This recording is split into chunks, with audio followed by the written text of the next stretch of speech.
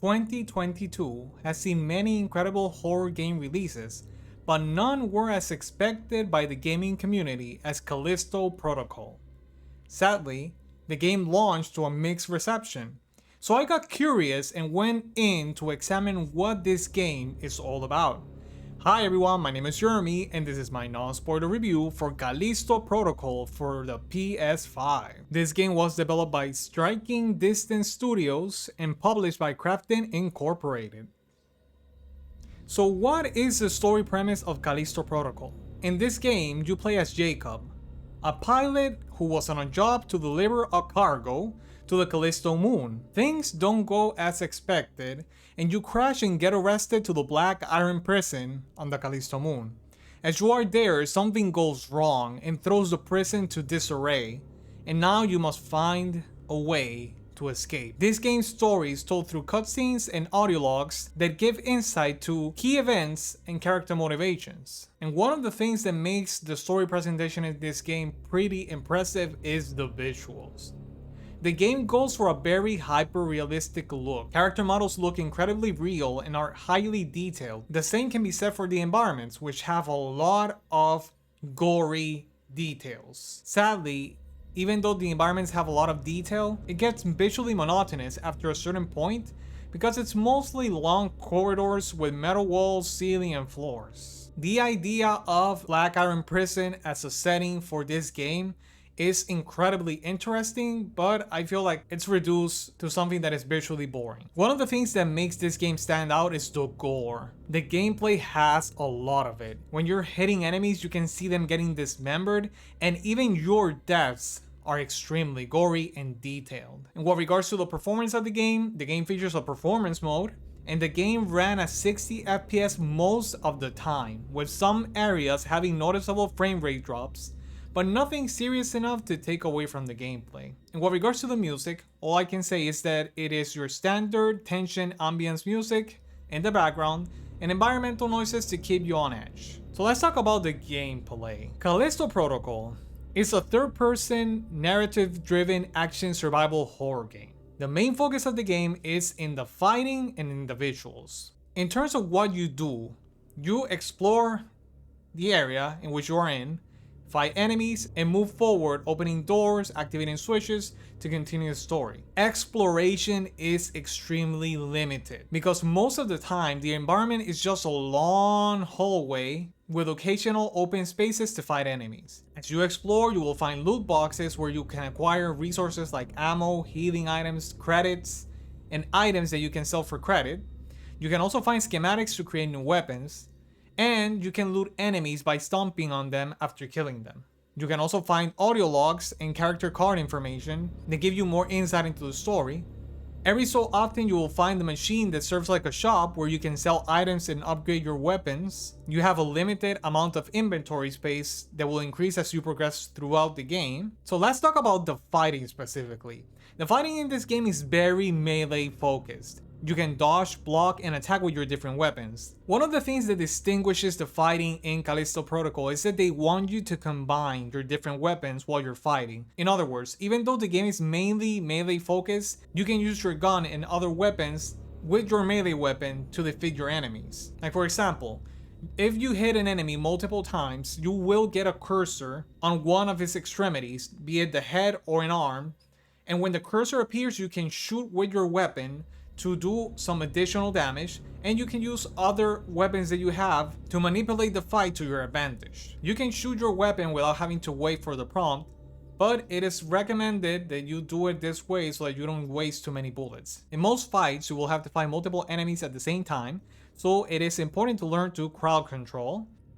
The game also features stealth sequences that are pretty basic in terms of mechanics and pretty frustrating. Some of these stealth sequences require you to stay hidden and just get through the area without getting spotted because there are certain robots that can kill you. Other times, you will find regular enemies that you can stealth kill, but most of the time you will have to face them head on. In this sense, the stealth aspects of this game feel like an afterthought. In what regards to the monster design, the monsters look super horrifying. There's a good variety of them, but they mostly fight in very similar ways. The game has 3 difficulties, easy, normal, and hard, and I have to point out that on the normal difficulty, the game can be very unforgiving if you don't get used to the mechanics. Another thing that's important to point out is that the game goes for a very realistic feel. The main character can feel very heavy and sluggish at times. There is little to no user interface to create a sense of immersion. Every action has a lot of weight, so you need to think carefully when you want to attack, or dodge, or block.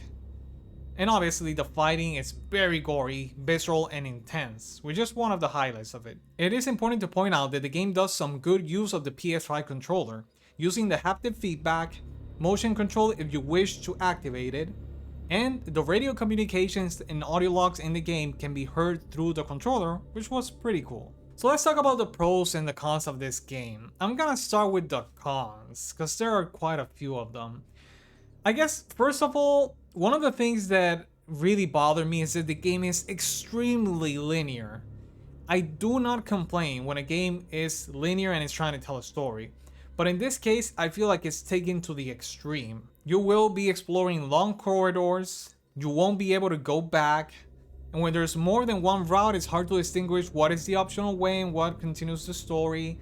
And it just feels like you're going through a very long hallway to finish the story in the game, with very little optional stuff to do. Secondly, I found the environment to be extremely boring. The idea of exploring a prison, a sci-fi prison, is super interesting. But for some reason, Black Iron Prison is extremely visually boring.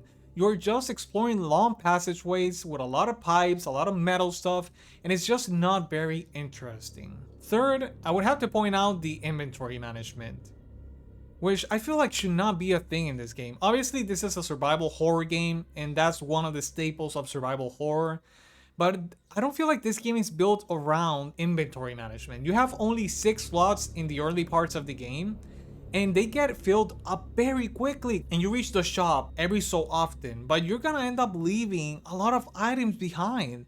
And it's so frustrating when you actually manage to explore a little area which was optional. You find a lot of items and you can't pick up any of them because you don't have space for it.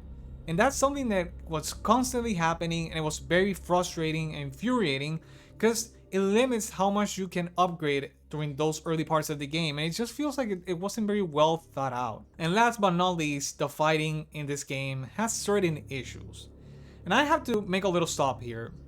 I have to say, there's something special about the fighting in this game. There's this idea that if it is polished later on, like in a sequel, it's gonna be incredible. Because the idea of having to use your melee weapons, ranged weapons, and other weapons in combination to dominate your enemies is something very creative that I had not seen in other horror games.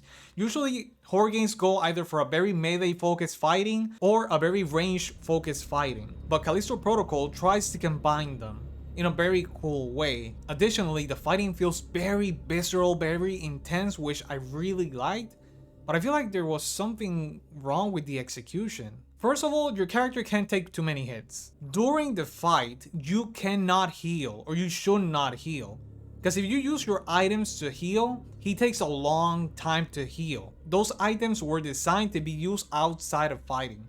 So you need to kill enemies, loot them, and hope that they drop life that you can pick up to survive if you're getting hit too many times. Enemies appear out of nowhere.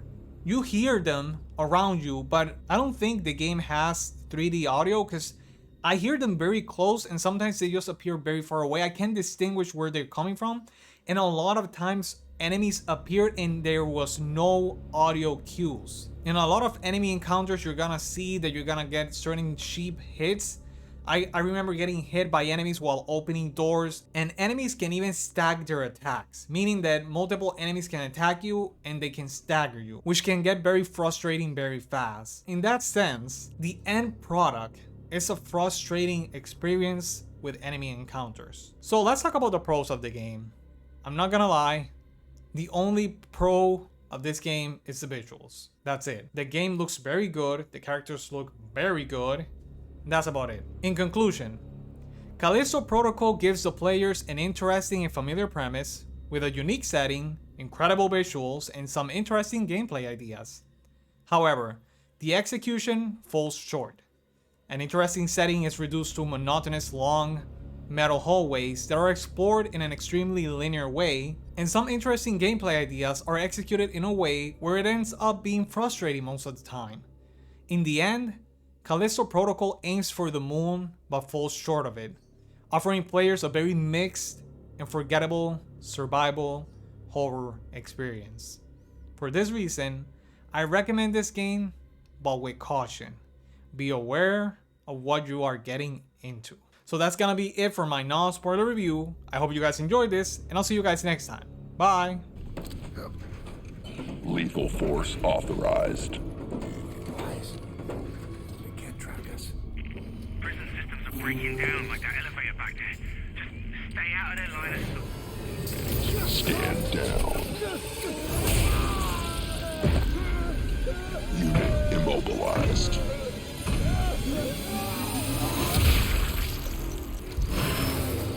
Area secure. Hi everyone, if you enjoyed this video, please hit the like button and subscribe to our channel to keep up to date with our content.